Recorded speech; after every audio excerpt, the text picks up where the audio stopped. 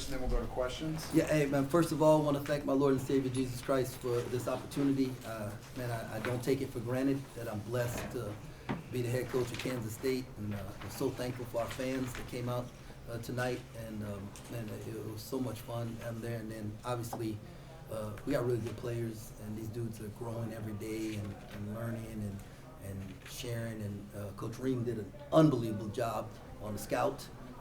Him and Coach Carpenter and what they put together, and I mean it was on point. And then Coach Driscoll called a terrific offensive game, and so I'm very, very, very pleased, but not satisfied because we got more work to do.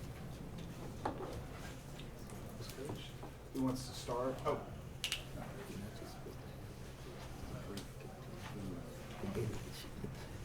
Yeah. Coach, what's it like just having these two guys night in and night out? A whole lot better than not having them.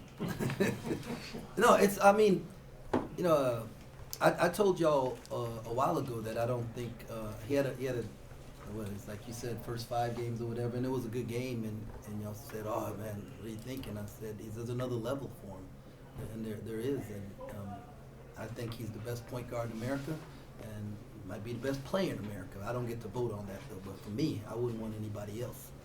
And same thing with this guy right here, man. He just makes winning plays, you know. And whenever you need it, he steps up. And it's not just them. They'll tell you, man. Everyone, the teammates in there, right? We got six guards that can really play, and our forwards are growing every single day, man. And so it's a lot of fun.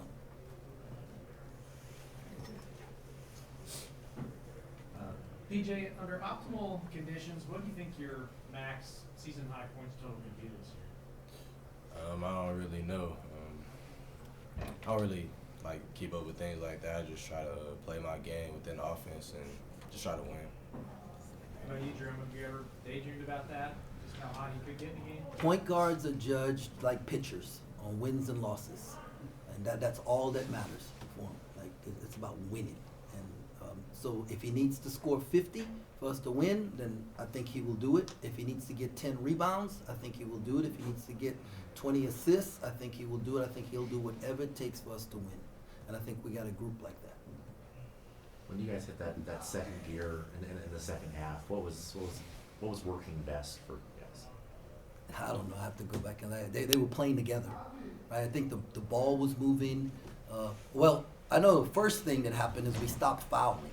Right, because holy cow, you know, and we stopped fouling, we guarded without fouling, we were able to get out in transition, and the ball was moving around, and guys were just having fun, and so but I can't give you a precise thing as players making plays. Nate, it's hard to not see your face when PJ's asked about how much he can score. Just kind of what goes through your head there, and just kind of the limit on that guy. Honestly, just be like, hey, nothing working, go to PJ.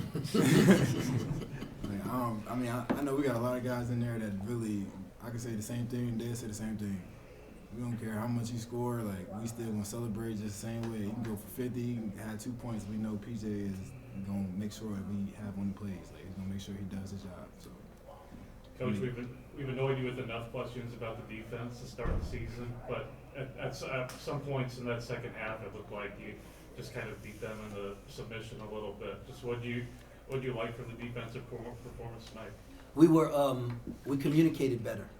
So the things that we wanted to do, you could see them talk and execute it. We rarely had mistakes where one guy was on one page and another guy was on the other. And there weren't as many of those today. So that's getting better. And they want to guard, right? Like they want to win. And so they're going to sit down and guard, and it's just about learning, and it not where they're not thinking anymore. They just know what to do, and that's going to take a little bit more time. During the offseason, you talked about the weight that Kamari McGriff added and how it was going to help him at the basket. How awesome is it for you to see that kind of come to fruition? Again, he doesn't miss a shot at the rim tonight. Yeah, no, it was great, and what we gotta, yes, it was awesome, because the coach in me has something that he has to improve on, but he did a great job tonight. What makes Nate Johnson special in transition? Well, he uses his speed in transition, and he doesn't always use his speed. Like he's a terrific athlete, and he only shows speed at certain times. Kind of like this guy over here. His gear on offense is different than his gear on defense, and so when we get him both to use that speed all the time on both ends of the floor, then we can go to another level. Coach, I know that in 2022, when you guys were here, it kind of served as a coming out party against Nebraska. Now you get a chance tomorrow. Going to be presumably a sold out crowd with Nebraska and K-State fans. Just what are your kind of expectations for tomorrow's game? And then my expectation, they're just going to jump in the cold tub, and they're going to do everything they got to do tonight to recover. And staff, I'm sure, has the scout put together already. We'll look at it. I haven't seen Nebraska much at all, so I really don't have a comment. I know Fred's team spaces the floor, shoots a lot of threes, and so we're going to have to guard. Coach, whenever we were in here for the other press conference, we could hear you guys in there, doing your clap and getting all excited. How similar is maybe this team to that Elite Eight team, not in terms of on the court, but maybe off the court and personality? Great leadership, high care factor.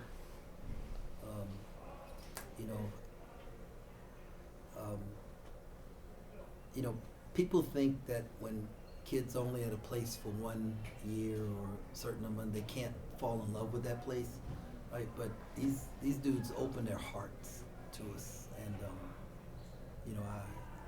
I know that they love being at Kansas State. They love being a part of our program and being a part of this family. And it's different, and I think they'll tell you it's different than anything they've experienced. Not that anything was not good. It's just we just do it differently, and I think because of the character of who they are and the maturity they have and how they open their hearts, they've really embraced what we're about. And I don't want them to be like I want them to be their own team. And they're doing that. What kind of statement do you think your team made against an SEC team? We won a game. We won a game. There's the next one on the board, and we got to keep getting better. And Jans always has a 20-win team that's going to go to the NCAA tournament, and so to win the game, it means a lot. Obviously, it's because it's the next one, but we got to go on and get the next one. And then Hubbard, guarding him defensively, what can that, moving forward, maybe set the standard for what it's going to take defensively night in and night out in the Big 12? Yeah, man, he's a terrific player. He is a terrific player and hard to guard. And but we got 5 GAs. that these dudes have to guard every day, and they got to go against them every day. And they really set the tone for what we're going to face, and so thankful for those guys, for Mark Vidal, Henry Dugat, for Rob, Laurie. I mean, we just, we've got Alex. We got a great group of dudes, Miguel, that they get these guys ready, man, and so we're thankful for that. Back here for both players, just the way, the bit of a sample size, you see the offense execute. Is this what you envisioned when you came here, to see the free flow you guys have to put up the points that you are putting up? Yeah, I say it started in the summer when we all came together. We had a plan. I feel like we're executing the plan very well, but I feel like that's not the best we can be. I think we have a higher ceiling than what we showed, but we're just gonna keep stacking and just keep winning. I mean, yeah, basically what he said, we just got ways to go, honestly. When you say ways to go, I mean, obviously people see 98 on the board, ways to go, but just where do you think the ways to go are? I think we could have got 120. Yeah, we had ways to go. a couple turnovers that, shouldn't happen. A couple busted plays. We still got more ways to go.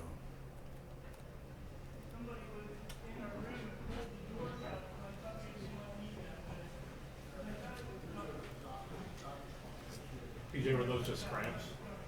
Yeah, it was just cramps. It really never happened to me that bad, but it was a lot of crabs in a lot of places, but I was trying to get through it, but you gotta keep stretching. It'll be all right.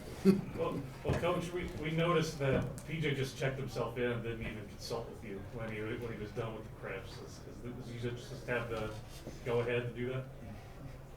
Yeah, like, come on, man. I told y'all I was an idiot for checking him out the game last time. Well, come on. Yeah, it's you know, we're gonna figure out ways to get him short rest, but I mean, y'all didn't want him off the floor, did you? All right. We good. All right, Tom. Any other questions for these guys? Okay, one more quick one, real quick. Nate, how important was it for you to close out a game like that? Cal and Tulsa kind of came back on you. What did it mean to kind of put you? It was just really big for our defense and to show that we capitalized on rebounding and being able to communicate on the other end. And I'll just give all the credit to our GAs. Honestly, the scout was just really good this week, as it is always. And they gave us the best look that we could have got. So it's just we executed out there. Thank you, guys. Appreciate it. You got 2 to 3 keys.